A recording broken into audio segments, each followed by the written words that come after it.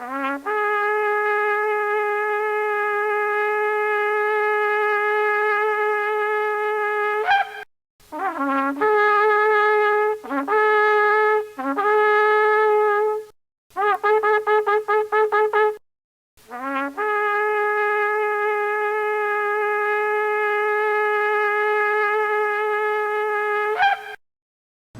and blessings, everyone. Happy Halloween. I've got a treat, and you've been tricked. And my treat, of course, is truth. I dropped my daughter off at a friend's to go trick-or-treating tonight. And as I was driving off, I was thinking of the holiday, kids going around getting this free candy. And I started thinking about those who are going to go out today, those kids who aren't going to have any candy, those kids who aren't going to have any food. And I just started thinking about really the many holidays that we have here in the U.S.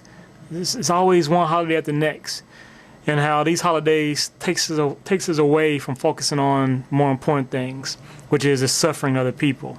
We just constantly have something going on, something to celebrate.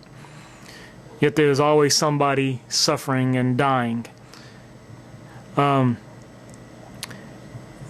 speaking on candy specifically, there even some in the Philippines. When I was in the military, in Marines, I was in the Philippines for a little bit. Stopped there. Subic Bay was a port which no longer exists. But there was a lot of it was called a grown man's playground. A lot of prostitution whatnot going on because there's a lot of poverty in that area. Actually, when you came off base, when you're going into town, you went over this bridge that went over this river, and it was called Shit River. And it's called that, and it smelled just like it was called. But the thing is, there would be kids down below in the water, and what they would do, they beg for you to drop change down the water, and they would go down and retrieve it from underwater. Now, the reason this river smelled like feces is because this is where all their sewage went into. It went into this river, thus Shit River. So like I said, there was kids, they would be down there up under the bridge, you can hear them. They call your name, you can look through the boards and see them. You drop coins, and they will go down and retrieve it. So, and then, chocolate was a delicacy over there. You could literally exchange chocolate for sex. So, here in the U.S., as with many things, we take things for granted. Ultimately, we are a greedy nation,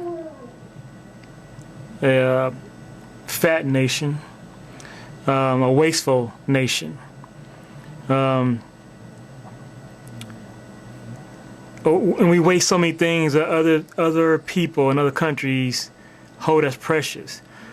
I mean, just think about water. Think of the fact that we actually buy water in such great quantities. We got to run in our sinks, the bathtubs, but we buy it also.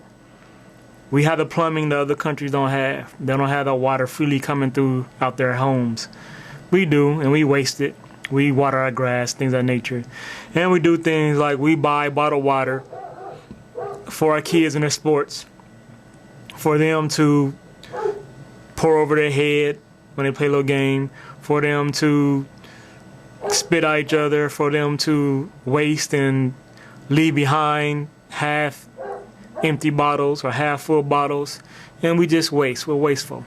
But then it led me to thinking of somehow state of blacks, us blacks, and how we continually strive to be like our oppressors. Now, of course, we are not as oppressed as we were back in the slavery days, but there's still some thought that there is still a system of oppression. It's not as blatant. It's hard to see nowadays. The racists aren't out there actively showing themselves, except for a select few, some groups. But it's there. It's inbred in the system. And so I started thinking, how can we, or why is it that we strive to be successful in a system that our oppressors set up? If you go back to slavery, you had rich slave owners. They were successful in their business, whether they owned cotton or whatever it was. They were successful, and thus anybody, a black or anybody else, who wanted to also be successful in a system of capitalism would probably follow their ways or lead their business thinking to do the same. Yet, how could you follow the ways of a person who obviously their morals are unjust?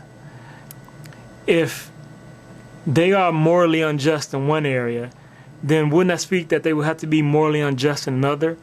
No matter how successful they are, it would have to transfer over. And if it didn't in a way that was easily seen, then maybe it would speak to that the system itself was morally unjust. And if we really look at the system of capitalism, it is. You look at the current system here in the United States, the Federal Reserve and whatnot, we have a debt system. Debt. Our country is constantly in debt. We are in debt. That's how we operate. This country is in debt, and it will never get out of debt in the current way. The only way it can get out of debt is to abolish the system. And so that slavery of old has been removed and replaced by being a slave to the system of debt. That's why you go to work every day, work that 9 to 5, in that job that you hate, because you must pay for your debt. You need to pay for the things that you need for your life: food, clothing, shelter, medical. And you must put yourself in debt to obtain these things. So, like I said, it speaks for itself. The system that your oppressors, the oppressors of our ancestors, they love that system. So if they love that system, and yet they were immoral, then it tells you the truth of that system. And yet we put so much into living this American dream and being successful in that very same system. And yet we don't want to admit to the truth of it, that we are slaves to this system.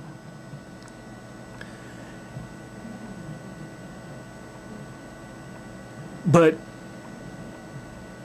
you just don't see it. And so I don't know what it's going to take for you to realize that you are being oppressed. You are getting your ass whooped with that whip every day.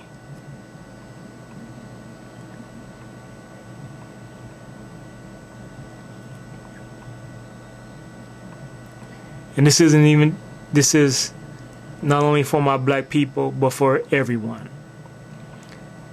But I bring up black specifically because this was a system we brought into, and we seek to adopt it and be successful in it. To become like our oppressors.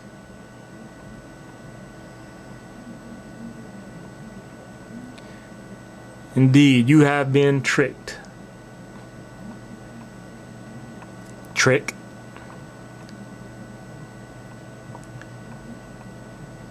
Please take in and enjoy this treat.